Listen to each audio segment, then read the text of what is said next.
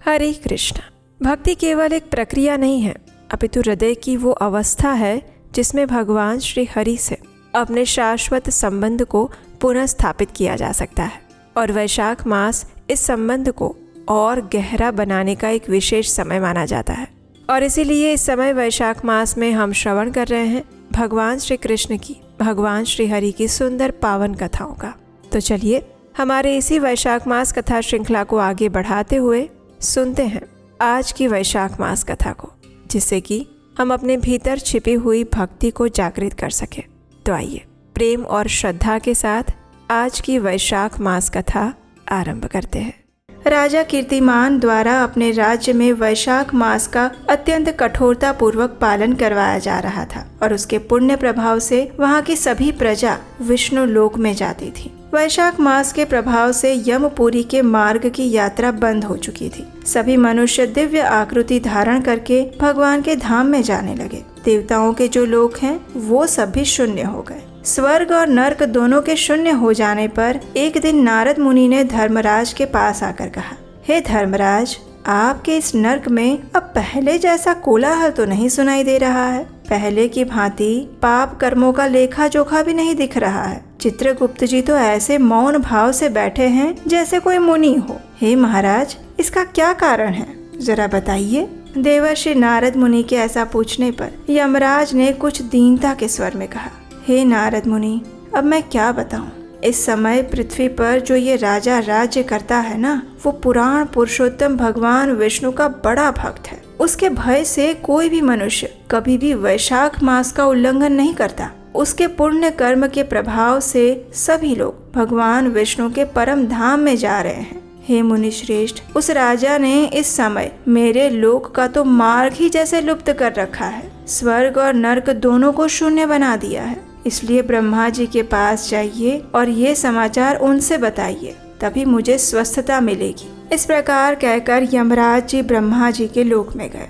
वहाँ पर बैठे हुए ब्रह्मा जी का उन्होंने दर्शन किया, जिनका आश्रय ध्रुव है, जो इस जगत के बीज और सभी लोगों के पितामह हैं। ब्रह्मा जी ने यमराज को देखा और फिर यमराज ब्रह्मा जी के आगे पृथ्वी पर गिर पड़े और इस प्रकार कहने लगे, हे कमलासन, काम में लगाया हुआ जो पुरुष स्वामी की आज्ञा का उचित पालन नहीं करता, उसका धन लेकर भोगता है, वह काष्ठ का कीड़ा होता है। जो बुद्धिमान मनुष्य लोभवश स्वामी के धन का उपभोग करता है, वो 300 कल्पों तक तिर्यक योनि रूप नरक में जाता है। जो कार्य में लगाया हुआ पुरुष कार्य करने में समर्थ होकर भी अपने घर में ही बैठा रहता है, वह बिलाव बन जाता है। हे देव, मैं तो आपकी आज्ञा से धर्म पूर्वक प्रजा का शासन करता आ रहा हूँ। मैं अब तक मुनियों और धर्म शास्त्रों के कथन अनुसार पुण्यात्मा को पुण्य के फल से और पापात्मा को पाप के फल से संयुक्त किया करता था, लेकिन अब आपकी आज्ञा का पालन करने में मैं असमर्थ हो चुका हूँ। राजा कीर्तिमान के राज्य में सभी लोग वैशाख मास के पुण्य कर्मों का अनुष्ठान करके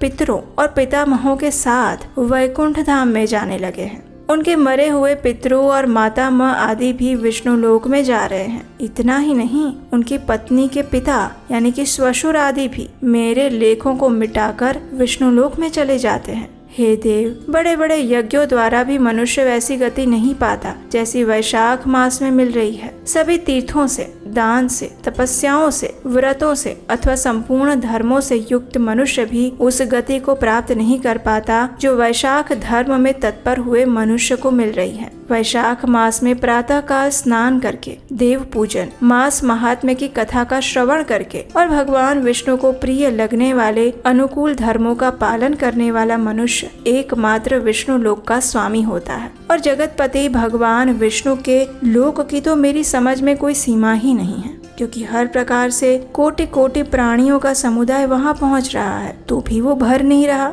इस संसार में पवित्र और अपवित्र सभी लोग राजा की आज्ञा से वैशाख मास के धर्म का पालन कर रहे हैं और ये सभी लोग विष्णु लोक में जा रहे हैं। हे लोकनाथ, उसकी प्रेरणा से संस्कारहीन मनुष्य भी वैशाख स्नान करके भी वैकुंठ धाम में चला जा रहा है। वो केवल भगवान विष्णु के चरणों की शरण लेने वाला है। ऐसा लगता है वो समस्त संसार को विष्णु लोक में पहुंचा देगा। जो भी पुत्र धर्म, अर्थ, काम और मोक्ष के प्रतिकूल चलता है वह पृथ्वी पर माता के पेट से उत्पन्न हुआ रोग कहा जाता है। वो अधम पुरुष अपनी माता का घात करने वाला होता है। लेकिन राजा कीर्तिमान की माता और उसकी पत्नी का पुण्य तो इस संसार में विख्यात है। उसकी माता एकमात्र वीर जननी है और वो राजा निश्चय ही संसार में बहुत बड़ा वीर है। जिस प्रकार कीर्तिमान मेरी लिपि को मिटाने में उद्यत हुआ है, ऐसा उद्योग पुराणों में और किसी का नहीं दिखाई दे पड़ता। भगवान विष्णु की भक्ति में तत्पर हुए राजा कीर्तिमान के सिवा दूसरे ऐसे किसी को मैं नहीं जानता जो डंका बजाकर घोषणा करता हो और लोगों को प्रेरणा देता हो और मेरे लोक के मार्ग को भी विलुप्त करने की चेष्टा करता हो।